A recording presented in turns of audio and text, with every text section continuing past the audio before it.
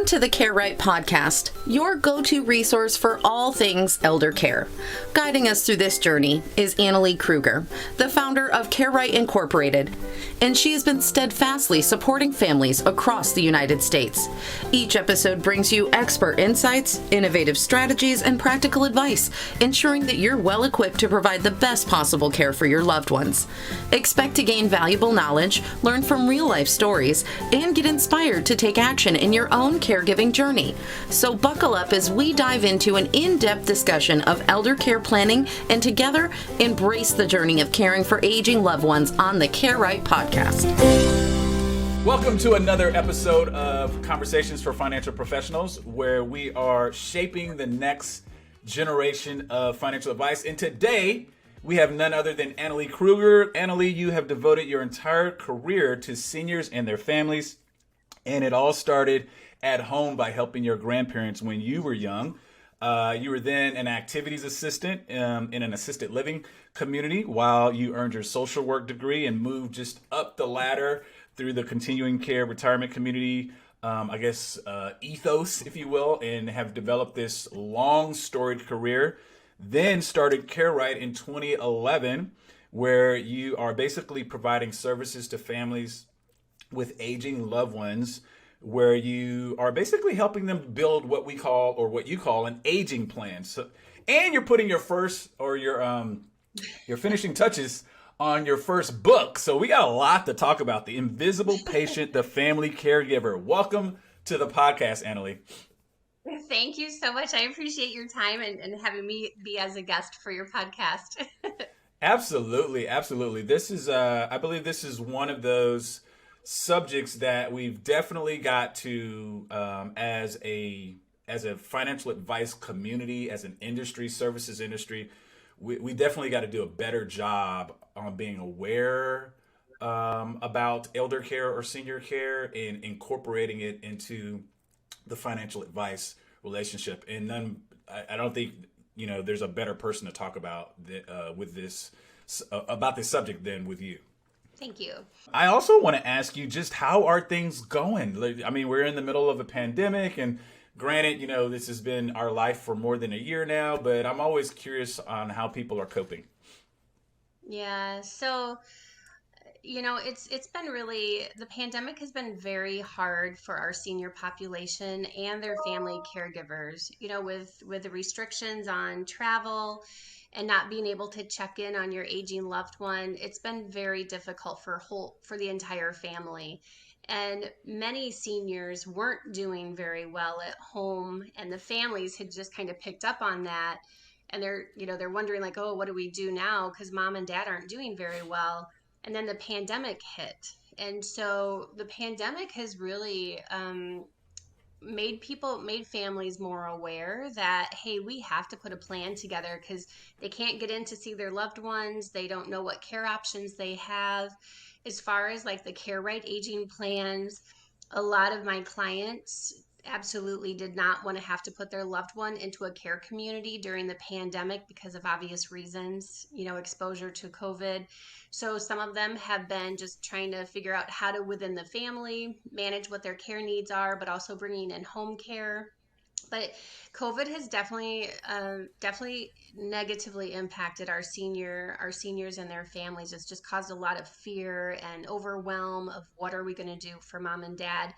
On another note, in my experience as a patient advocate, my facility complaint services have increased. They've doubled. So what I mean by that is, as a patient advocate, I also work with the family and the facility to make sure, okay, what's going on here? Why is the care not being delivered properly? Or why is mom still in bed at 3:00 in the afternoon and she hasn't been up for the day? So I work as a patient family advocate with these facilities to help find, better solutions for care and help the family understand that if the facility really can't provide the level of care that their loved one needs in the appropriate fashion, maybe we need to look at a different care solution. So it's definitely made a big difference with families and I'm happy that it's woken people up to put a plan together, but it's sad that it took that.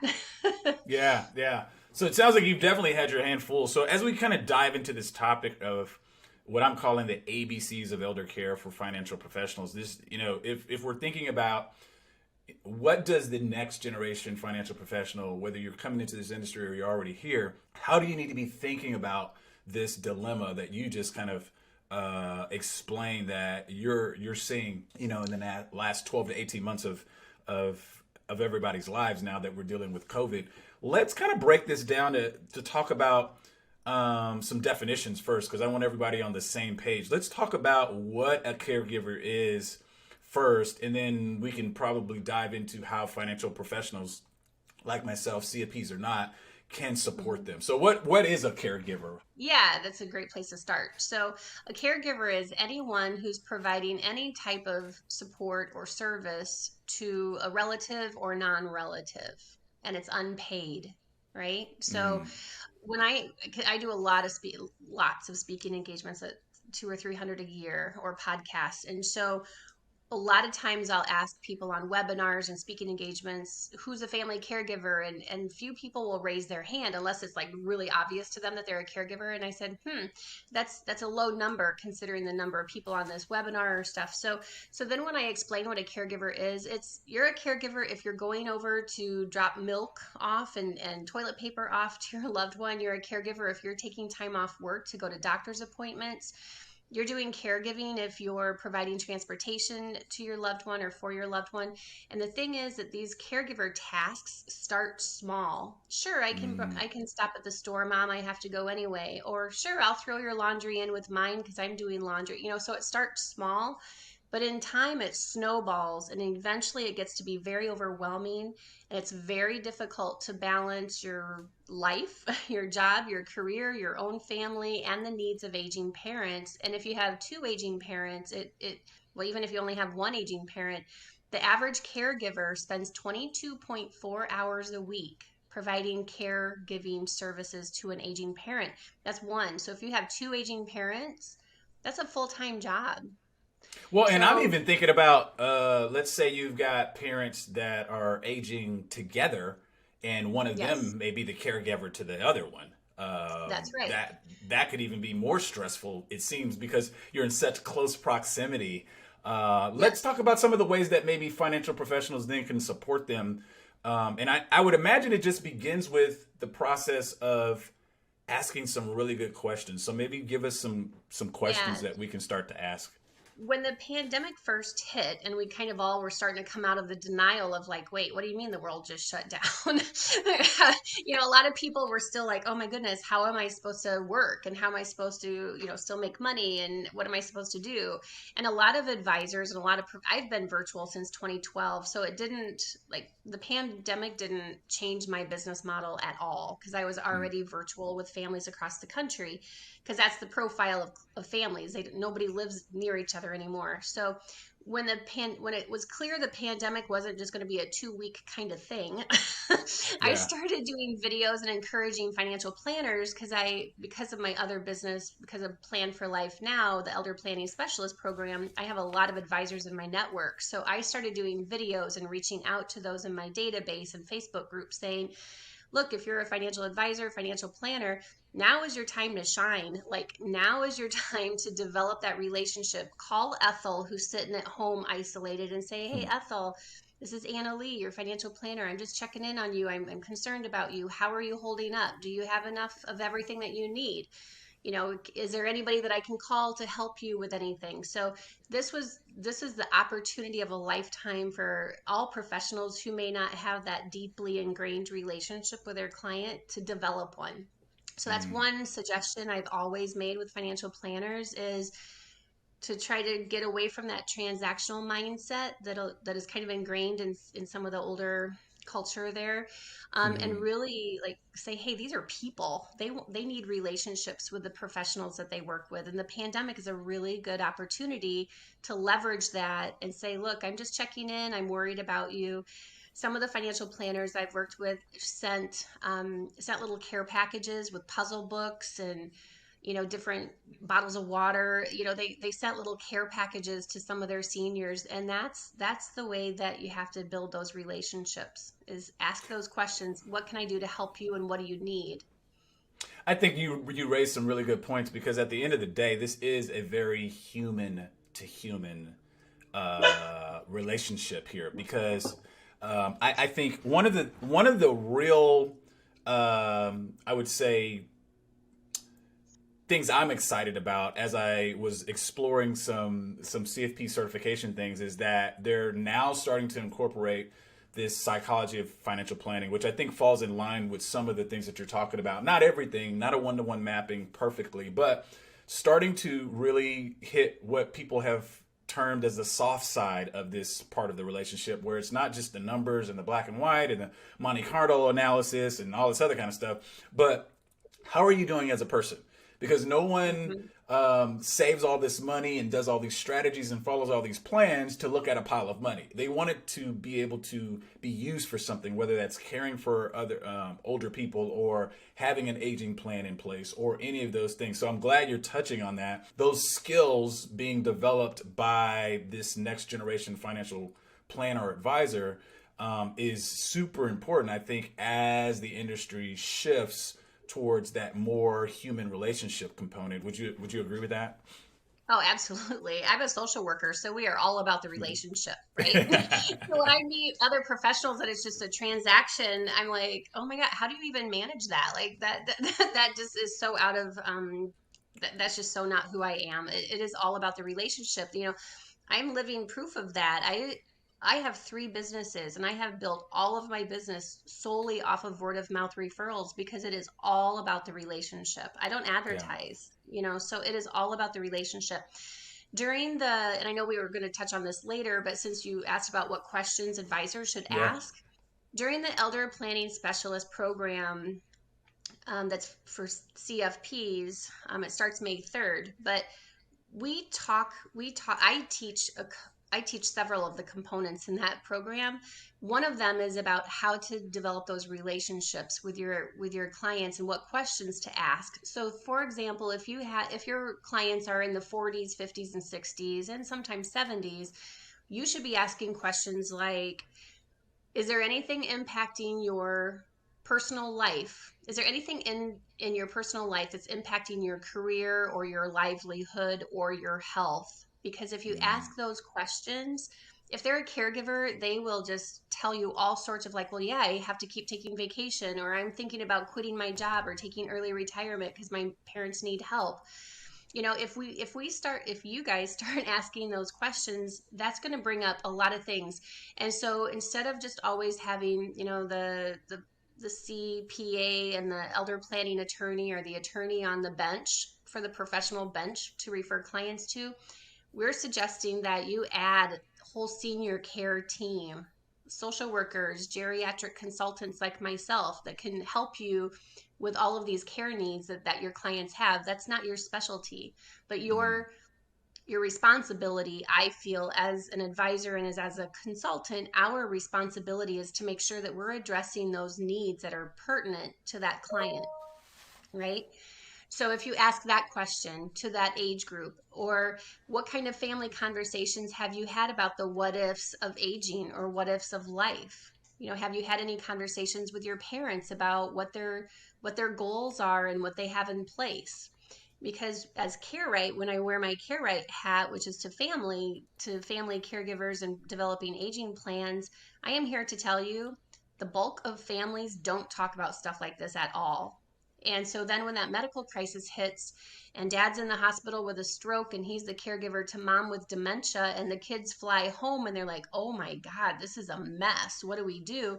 And the hospital's asking for living wills and power of attorneys, and the kids have no idea where they are and that they're even named as a power of attorney. So it's a mess. And financial planners have the opportunity to make it less messy by asking these questions and bringing the right professionals on the team and using that collaborative approach.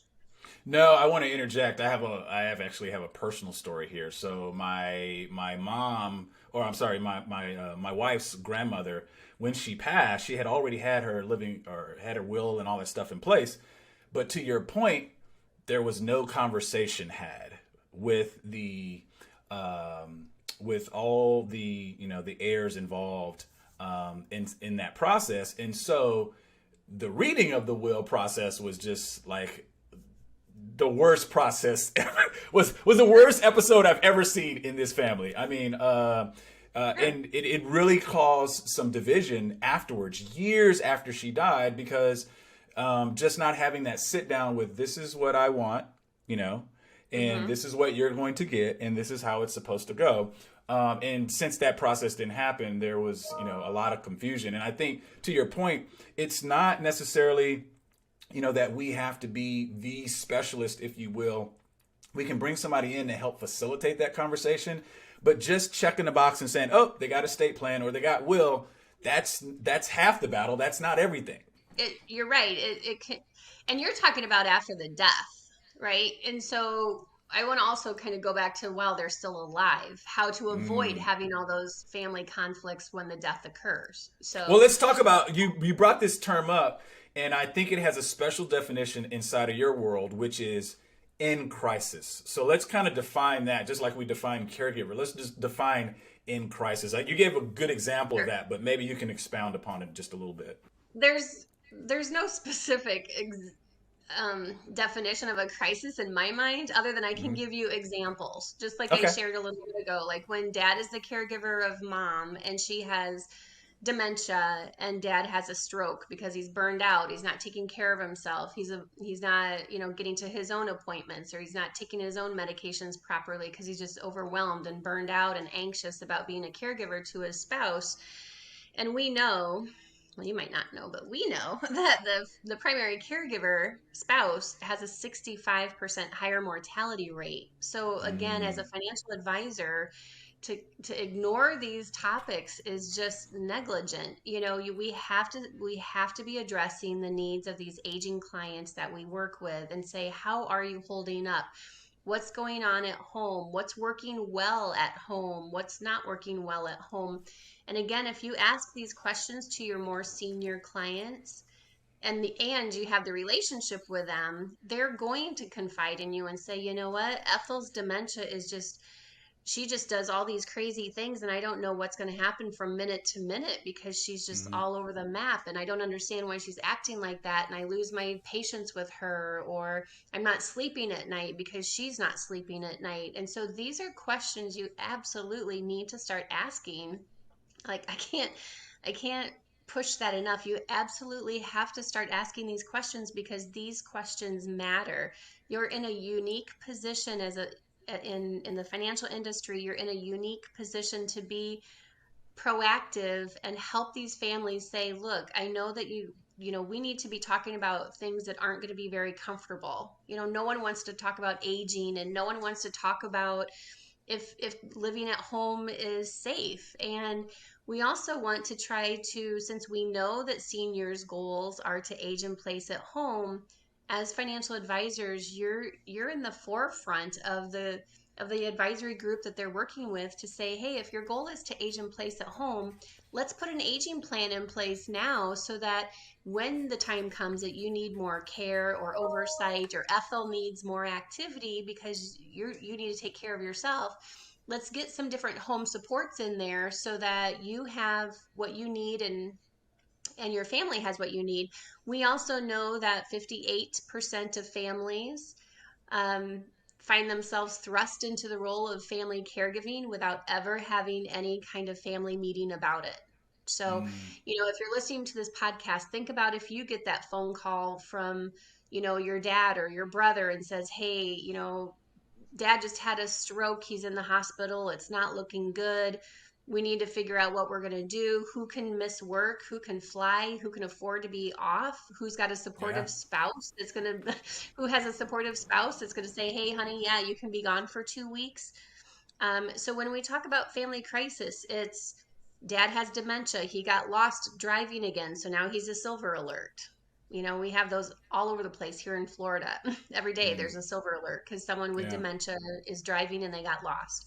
A crisis is the primary caregiver dies and Now mom's left alone, and the kids don't realize how demented she is, and so now she's a vulnerable adult at home.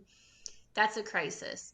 Families living all across the country and not having enough vacation days or supportive families to be able to say, yeah, you need to go check on your parents every couple months. So when the adult kids call me, they may not have seen their parents for a year, and they're totally blindsided by, wow, mom's really lost weight, or dad's really confused, or we were there for 4 days and we finally realized they weren't taking their medications, or dad hadn't taken a shower the whole week that we were there. So really, you don't really know what's going on until you're actually there.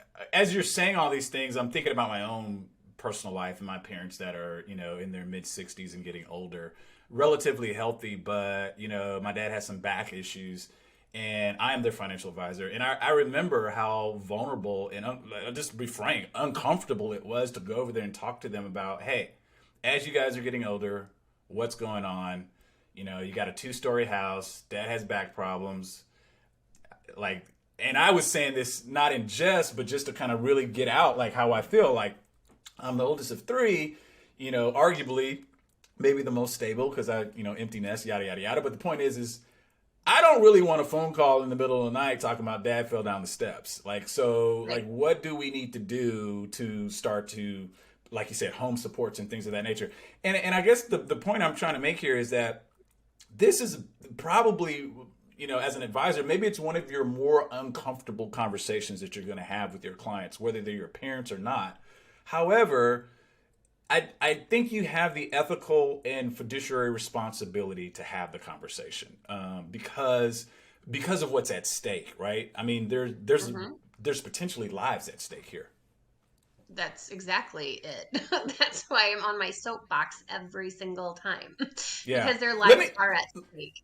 Let me ask this You though. So, like, where would you weave? Because I know what financial advisors are thinking, financial professionals are thinking. Well, isn't this what long-term care is for? And I think yes, to fund a portion or maybe all of some of the care that's needed. But we're still talking about, depending on the policy, maybe the caregiver doesn't get compensated or something like Right, that. And we're still talking about people that are having to stop their lives to take care of a right. loved one or something like that. So that's not a end all be all solution. Could you talk about that a little bit? It's Oh my gosh, I would love to, because even on the consumer level, they think I do a free 30-minute consult, right? And the families are always like, well, we have a financial planner and we have long-term care insurance and we have an attorney and all of our documents in order, and they think boom boom boom, we're done. That's it. That's an aging Mm-hmm. plan. And I'm like, okay, those are incredibly important components to an aging plan and important people to have on your professional team that you're working with. But what are you going to do when dad has his next stroke?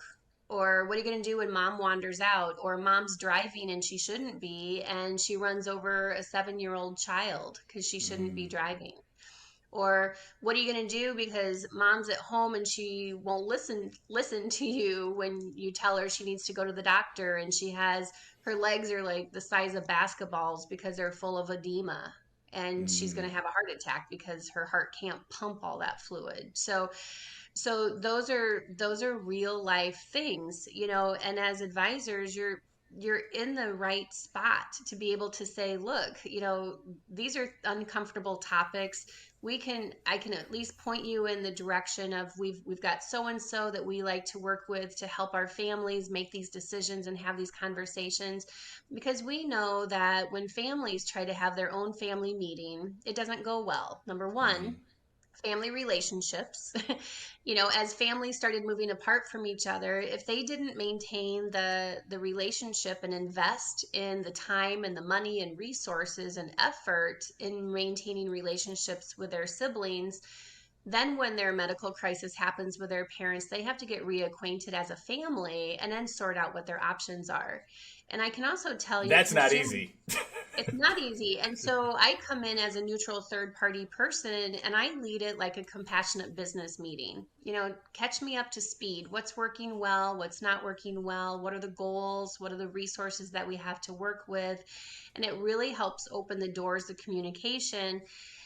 with these families, and it makes them make smart decisions, because I'm here to tell you, consumers think that someone else is always going to pay the medical bill. They think that Medicare is going to pay for all this home care that mom needs, or they think Medicare is going to pay for Meals on Wheels, or they think that Medicare is going to pay for assisted living. They have no idea at all.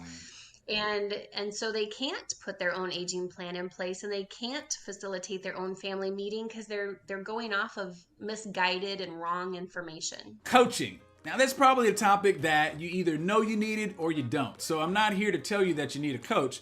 However, what I will tell you is that as an existing financial professional, sometimes you might find yourself a little inconsistent or even frustrated when you compare your success to those of your peers. That's because you have more in you, my friend. You got more to pull out. You got some more potential. Enter the Masterclass Coaching Lab. Having consulted some of the top advisors over the past few years, including building my own wealth management firm, I know what it takes to take you and your team to the next level. So as one of my coaching clients, we're gonna have a no fluff, customized plan to absolutely crush your goals. No BS, no fluff. Need to break away and start your own firm? Got you covered. Need to find your ideal client? Got you covered. Maybe you need help finding that ideal client or implementing some ROI producing systems and workflows. Got you covered. In either case, the Masterclass Coaching Lab is probably for you. Look, if you're serious about getting to the next level and you need some assistance, all you need to do is go to thejumpstartcoachinglab.com/masterclass and get started with your application. Let's get back to that episode. Let's dive into this. You've mentioned this a couple times, and I want you to make a clear delineation, if people don't know at this point in the conversation, the difference between a financial plan and an aging plan. Because it sounds like the financial plan needs to be, let's call it the macro of it, and a component of it needs to be this aging plan that you're talking about. That's right. Because I can tell you, as having taught over 150 CFPs that have gone through our elder planning specialist program in the last few years, I ask every single group, how many of you are talking and addressing these issues and planning around the strokes, the dementia, the family caregiver who's quitting their job? And very, very, very few people are. And it blows my mind that you can actually develop a financial plan by ignoring all of these real life aging issues. So that's why I keep talking about the importance of advisors, and the financial professionals are in a unique position to say, hey, we've got your financial plan on track, but let's incorporate the aging plan. The aging plan is, who is going to take care of you if you need care? Is it going to be at home? Are you expecting your kids to take care of you? Will you allow healthcare professionals to come in and take care of you? How is that care going to be paid? And this is where a lot of financial people say, well, she's got the long-term care insurance policy, so boom, that's done. No, that's far from done. That's great, she's got the policy, but that doesn't mean that they have the right policy or it's going to cover what her current needs are, right? This is a good point. Let me just interject, because some policies pay for in-home care and they will compensate a caregiver to come in, and some policies don't. So you really need to probably get with whoever you bought the policy from to make sure that the provisions are adequate, I would say, to coincide with what they want inside the aging plan. Correct? That's right. Because so I have a lot of clients of mine have the long-term care insurance policy that they bought like 25, 30 years ago, thinking, okay, I got everything in order, right? Well, then they haven't looked at it until I come along and I'm like, okay, so what do you have in place? Do you have your estate documents in order? Do you have long-term care insurance, life insurance? What are your accounts and passwords? And help them get all of that stuff organized in the grab and go binder. And so we dust off what they put together 20 years ago. And so lo and behold, they need assisted living. They don't want to stay at home anymore. And so they want to move into assisted living. Well, we dust off the insurance policy, and guess what? It only covers long-term care. It only covers nursing home level of care. And so then we're like, okay, just know that if you move into an assisted living type of facility, you're going to have to pay out of pocket 100% because your policy doesn't cover it. So my ask for financial professionals is that you help these families dust off these old documents that they have in place. One thing that I see, and home care is notorious for this too, they'll ask just general blanket questions. Do you have the living will? Do you have the power of attorney? Do you have this? Do you have that? Well, they don't actually ask the client to produce it so that you know where it is, right? So then I come along and I'm like, let's do the grab and go binder. Let's get all of your stuff in order, get it organized. Let's identify the gaps in your planning. And lo and behold, 90% of those financial, like the power of attorney documents, are outdated because they listed someone who 20 years ago who's either dead, who has dementia, or they no longer have a relationship with. And as a financial professional, you could like save the day by just even that one component of, you could have saved them, 15 grand by making sure that they have updated advanced directive documents. Because if dad has a stroke and he's got someone listed who's dead as an agent, they have to go in guardianship Good luck court. there. Yeah. That's Yeah. guardianship. If you're concerned about their finances, that's anywhere from $8,000 to $15,000 to go through guardianship court just because professionals ignored something that was really critical. Yeah. So other things in the aging plan that you don't talk about as advisors is home care and assisted living, and what are the different levels of care, and what are the different licenses involved in those different levels of care, and what do we do if Ethel needs memory care but John needs assisted living and they want to be together? How does that happen? And what do they have to do to financially qualify to get into these facilities, and do they physically qualify to get into different levels of care, and do they cognitively qualify? So advisor, that's not your scope of practice, right? Your scope of practice, your area of expertise is the financial piece. That's why you have to incorporate, just like you incorporate CPAs to do that piece of the puzzle.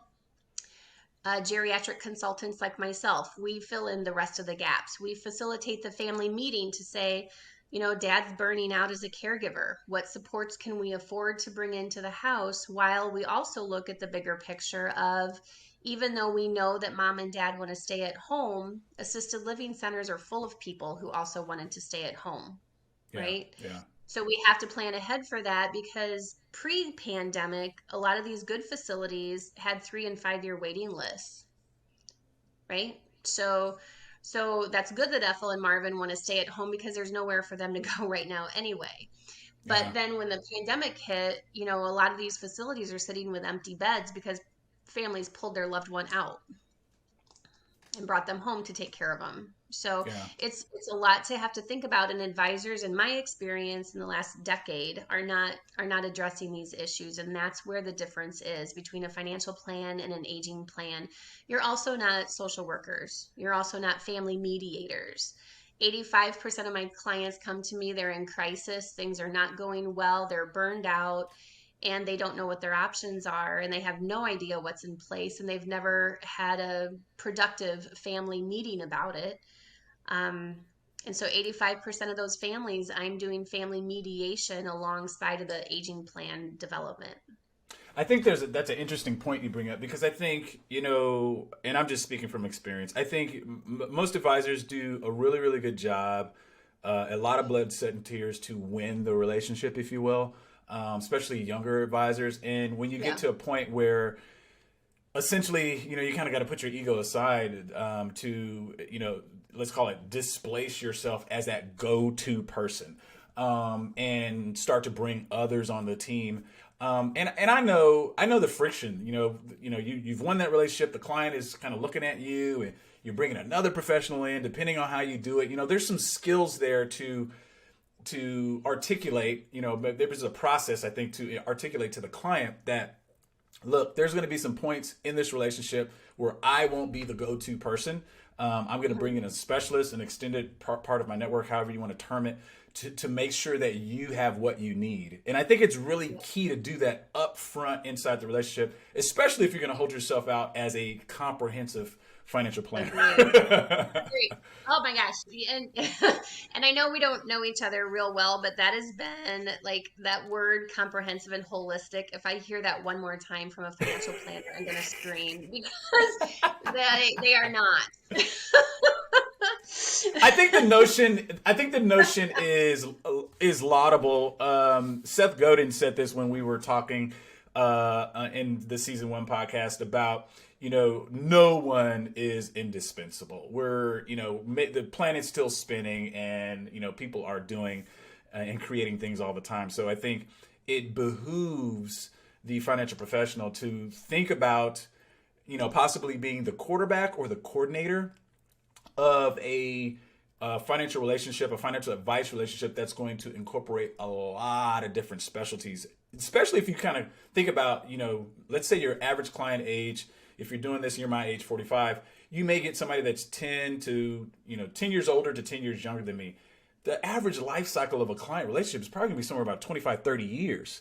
So to think that I could be the sole source of information for that particular relationship is just ridiculous. I have to build out my practice or my process for delivering the service that I promise in a way that incorporates, professionals like yourself or attorneys or tax specialists or whatnot. So what I want to really, kind of bringing this thing for a landing, and I really appreciate your time, Annalee, because this has been a lot of really great information. Talk about the book you're writing, and also talk about additional resources. Maybe first talk about why you're writing the book, and I'm pretty sure that dovetails into some other resources that you can put in the hands of financial professionals that are like getting grabbed by this topic and feeling a little convicted.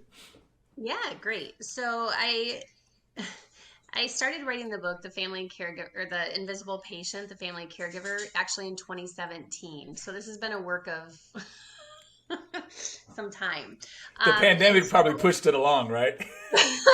Yeah, and so I wanted to write this book in 2017, but my business, honestly, it truly is like, if there's one takeaway for the listeners, you have to develop relationships with your clients because my business just continually catapults into whole new levels every single year, and so I've learned that it just takes a lot more time to sit down and focus to be able to write a book.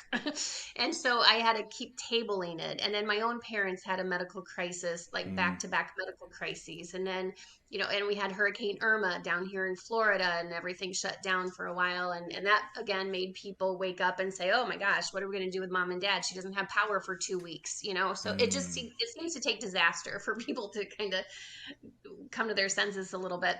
And so I decided that with the pandemic, that this is it. Like 2021 is going to be the year to get this book out. And it's really, it's sad because I wrote about my parents' journey. My mom has dementia, and the things that she was able to do in 2017 when I first started the book, she can't do any of that stuff anymore. She can't do puzzles. She can't maintain conversations, intellectual conversations. She's really declined, which is to be expected with dementia. But the whole purpose of writing the book, The Invisible Patient, is because family caregivers are so ignored.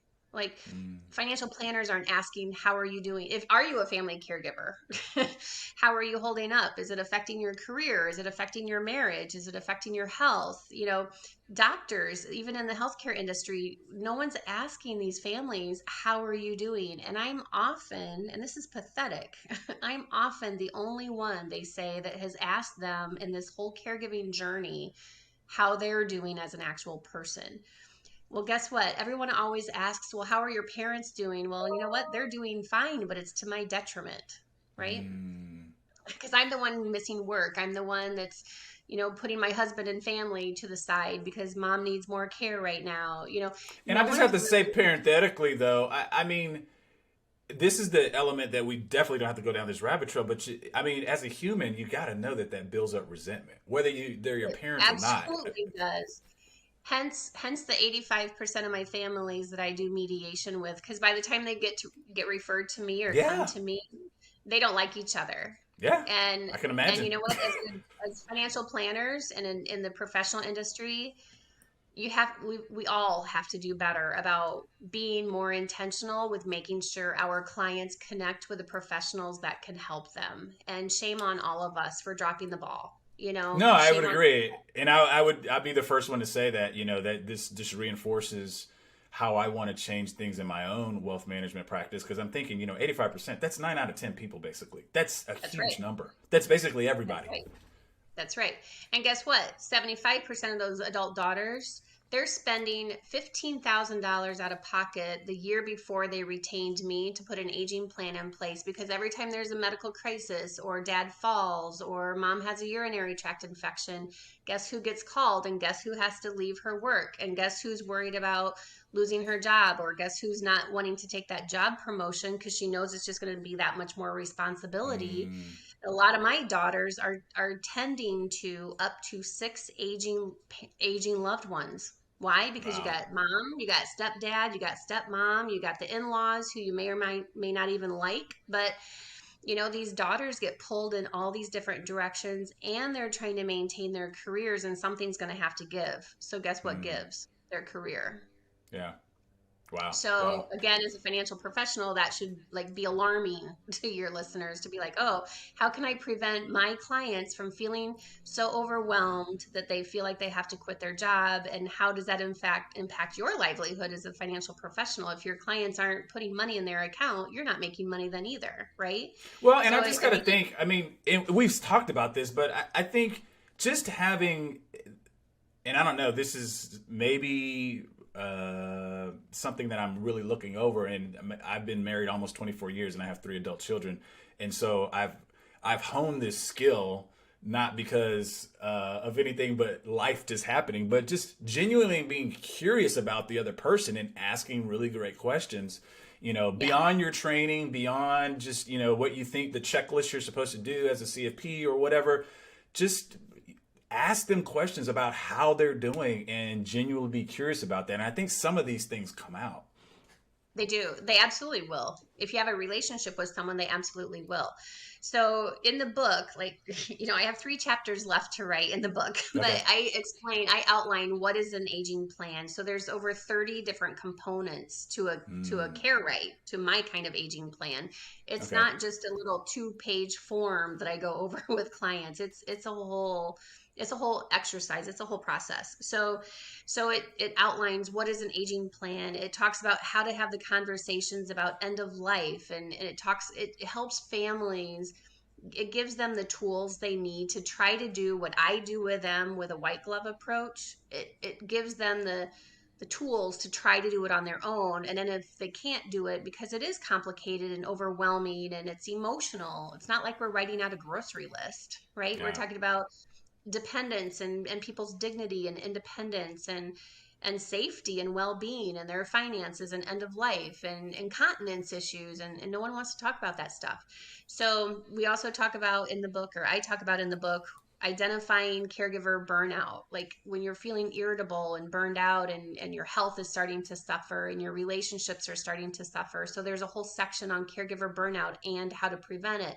There's a whole section on how to facilitate your own family meeting. I have scripts and checkpoints and all sorts of tools in there. I've got 22 pages of information, just of checklists and scripts and tools and suggestions and tips. So provided my editor doesn't take any of that out, there's Maybe you need to have a workbook. You need to lobby for a workbook I know. for yeah. So provided she doesn't take any of that out, there's right now, as of today, there are 22 pages of just here's how to do it yourself. And then Okay. there's 80 pages of reading, like actual Okay. content. But Okay. if all else fails and they just need to flip to the back, there's 22 pages of just content, like how to do this yourself. I'm Got also it. creating actual do-it-yourself courses. And I'll with video tutorials, how to facilitate your family meeting, because I can write it down in a book, but a book can't also have me explaining some of Yeah. the nuances of how to do Yeah. that. So Yeah. so that's why I wrote the book, is because there's millions. We have 65 million family caregivers out there, so there should be 65 million books sold. Wow. So That's a and yeah. so That's a good point. Yeah, and then real quick, because I've got to scoot here pretty soon. I just, as far as other resources for your listeners, like I said, and I built Care Right in 2011 to help families across the country develop aging plans and facilitate their family meetings. In 2012, I started sponsoring the FPA in a certain state in which I lived, and quickly learned how there's opportunity to train and educate the financial professional industry about aging issues and family caregiver burnout. And so I partnered with Robert Mauderstock, who some might know. He speaks also a lot with the FPA, as do I. We do a lot of national speaking engagements with the FPA. And he's also an author about how to facilitate family meetings and incorporating this type of planning into your financial planning. And so we partnered together and we built a 10-week online course called the Elder Planning Specialist. And if you're a CFP, you get 10 CEs. We have it cleared, obviously, from the CFP board. And so you get 10 CEs. We talk about understanding the aging demographic. We teach about what questions to start asking your clients to build that relationship, and also to build your professional team to refer your clients to, so that we can truly be holistic, comprehensive planners by having those professionals on the bench to incorporate into planning. And we also talk about how to facilitate a family meeting from a financial planning perspective, so that you can get to know that second generation. Because as you probably know, that when Ethel and Marvin die, if you don't know those kids, what are they going to do with the account? They're going to move it. And then you're leaving, again, money on the table. So we're trying to teach about how to really think like a business owner. Like, where are the gaps in your model that you can add value, and it's going to also we're business owners, right? So we have to think about the finances, but if they're not contributing to their account, then that's going to affect your livelihood. So we teach about collaborative approach and how to make referrals. You can visit www.plan4lifenow.com, and there's it's 10 weeks. We have diversity training in there. We've got legal, we talk about legal planning. We have Anna Rappaport from the Actuary Society. We've got long-term care insurance discussion in there as well. So we've got 10 industry leading speakers on our panel about all things aging that professionals need to start addressing with their clients. No, I think that's great. I think that's great. When you're this in this age that we live in now, a lot of the things I remember talking to Calvin Williams about this, who created a robo advisor, and he's like, the things that technology and AI and digitization is going to replace are the things that advisors shouldn't be doing anyway. That's right. And I wholeheartedly agree with that. When people talk about fee compression and all this other thing, I was like, well, your value proposition is in the wrong place. That's why you're feeling threatened. That's right. But to start to look at some of this stuff that you're talking about, and obviously not to become a specialist, but to be aware of it so you can ask those questions. That's where your value proposition is being that caring fiduciary to your client. So this is great. I really appreciate your time. As you know, this is a podcast to empower tomorrow's financial professionals with tools to serve their clients at the next level. I guess with that in context, Annalee, what word or words of wisdom would you leave with our audience? Start now by developing the relationship. Ask questions that matter. What's going on in your personal life that's impacting your ability to earn a living and impacting your health? Start asking questions. Wow. Address family caregiver burnout. Don't think that it's going to go away. It's not. Don't ignore aging issues. You have to develop a team of professionals that you can say, you know what?